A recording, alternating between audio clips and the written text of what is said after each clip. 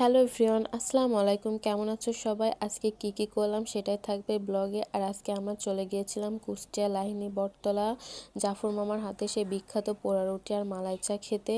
পোড়া রুটি আর মালাই চা তো কুষ্টিয়া শহরে একটি বিখ্যাত খাবার।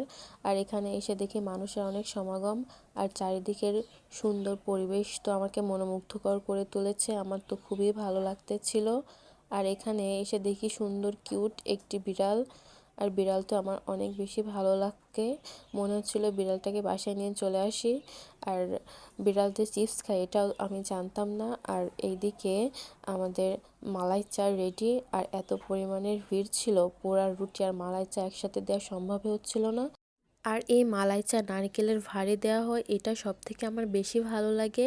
আর মালাই চা হচ্ছে এক ধরনের দুধ চিনির চা, যেখানে চায়ের উপর মালার স্তর বা সর দেওয়া হয়, যা একে আরও সুস্বাদু করে তোলে। আর অন্যদিকে হচ্ছে পোড়া রুটি পুড়িয়ে বা সেকে তৈরি করা হয়, যা একে একটি বিশেষ পোড়া স্বাদ এবং মুচমুচে ভাব এনে দেয়। আর দুইটার কম্বিনেশন জাস্ট ওয়াও, খেতে জাস্ট ওয়াও ছিল। আর চারিদিকের পরিবেশ এত সুন্দর ছিল, আমি তো দেখে খুবই মুগ্ধ হচ্ছিলাম। আমার তো খুবই ভালো লাগছিল, মনে হচ্ছিল বারবার এখানে আসি। আজকের ভিডিও এ পর্যন্ত, সবাই ভালো থাকবেন, আল্লাহ হাফেজ।